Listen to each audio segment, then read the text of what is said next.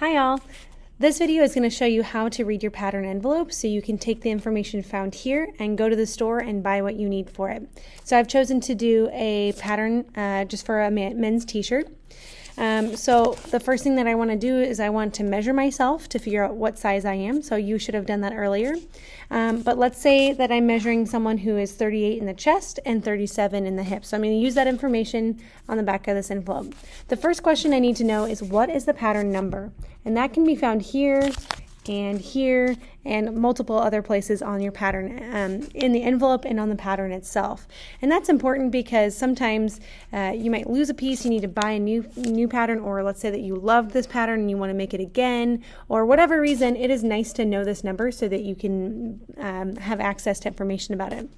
Some patterns also, like this one, the Mimi G style, have videos online that you can watch that will show you how to make this item. It's really, really handy when you don't know what you're doing. So I recommend looking for that. And there are also random YouTubers that will pick out a pattern, write down the number, and then make a YouTube video about it. So it's just good information to have. The next thing that we need to do is figure out what size we are based on that pattern. So that's what we're going to look here. If you can't find your pattern size chart, you might want to look on the flap here. I found mine, so like I said, my person that I'm making this for is a 38 chest and a 37 hip. So I'm going to circle that. That's the first thing I want to do, is circle my numbers. And I'm just going to use a pencil, but you can see that I've circled that. And I specifically chose numbers that would be split down the middle, because that might happen to you. We don't often fit nicely and neatly into an exact size. Okay, so my person is in two different sizes. That means I just need to take a look at the fit of the pattern, and the fit of the garment. So I think this is a nice tighter fit. So I want this to, I might size this one down. I might go with the hip size, which is 37, because I want it to be a little tighter across the chest. I want it to kind of show that off. Or maybe you want something a little baggy, or maybe this is going to be something that's going to just be comfortable. You might want to size up. So you can make that decision. It's always better to go size up if you really don't know, because you can always make something smaller, but you can't always make something bigger. So for me on this one, I'm going to choose a size small, just because I do want it to fit a little tighter. The next thing I need to figure out is, do I need multiple cuts of fabric? What that means is, do I need one cut of fabric that's one just design like this, or do I need multiple cuts? So if I chose to do this particular pattern and I chose to do two different sleeve colors that were different than the top, then yes, I need 3 different cuts, 1, 2, 3. So that's something you need to look out for depending on what you're making. The next thing it says is, what fabric do you need? And that's going to be shown right here. Usually it's at the top of your pattern envelope. It says fabrics, or I might say suggested fabrics. And this is the part where I get really confused, even as a teacher for many, many years. There's going to be a lot of words in there that you don't know. So you just want to find one that you do. Okay, so I'm reading, I've got stretch knits only, active wear knits, interlock, rib knit, two-way stretch, and so okay, I don't really know what that means, but I'm hearing knit. Okay, so I want to think about what knit means. And then you can come to me if you have questions. I have a whole book full of different types of fabrics that we can look at. And you can always, if you're going to the store, ask the person at the store what to do. So I know it's knit. I know what that feels like. I know what to look for in the store.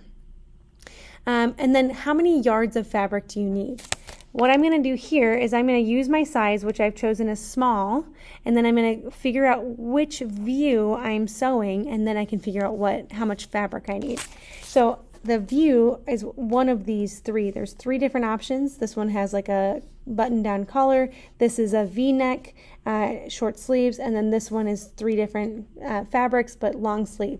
So I might want to choose this one, and we can talk about the fact that you can mix and match anything. Because what if I wanted long sleeves and a V-neck? You can do that. Or what if I wanted short sleeves and that button down? You can absolutely do that as well. It takes a little bit of math to figure out, and I always just guess a little extra, so I have extra fabric to work with. But for this one, I want this one. Just as is, I want 3 different pieces of fabric. So that one is pattern, or view number C. So here's C right here. So I'm going to go down from small, and I have 3 different fabrics that I need to buy. The front and the back, I need 1 yard. So of this stripy fabric, I need 1 yard. And I can choose whatever like design I want, but just for now, it's the stripy stuff. And then for my right sleeve, I need 7/8 of a yard, and for my left sleeve, I need another 7/8 of the yard. So I need 3 cuts. One is 1 yard, one is 7/8, and the other is 7/8.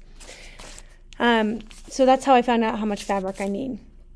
The next question is, what notions do you need? So notions are buttons, zippers, elastic, extra things like thread that I might need. And this particular pattern does say the word notions right there for me. So for my notions, it just says thread for me. So that's all I need for this particular thing. The last thing it asked me on my document is, do you need interfacing? And that's a really confusing question for kids because we don't know what interfacing is. And I want to show you, I've got a scrap of interfacing right here. And I'm just going to go like that so you can see that one side is bumpy and the other side is smooth. The bumpy side has little dots of glue on it. So what I can do is I can iron this down onto fabric to make it more sturdy. So if I was making a collar, I don't want that collar to lie limply around my neck. I want it to be stiff. So if I glue this on and then sew it together, it'll be nice and sturdy. So specifically for me, I don't need interfacing, but for B that needed the buttons, I needed some interfacing as well. And I often have interfacing for you. Sometimes you need a lot, and so that's what you're going to have to buy.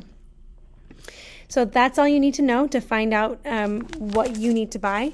When you get done with your document, you should have information on how much fabric to buy for your pajama pants and for your second project. I know it's a lot, and I would love to look over it with you before you go purchase your fabric. Thanks.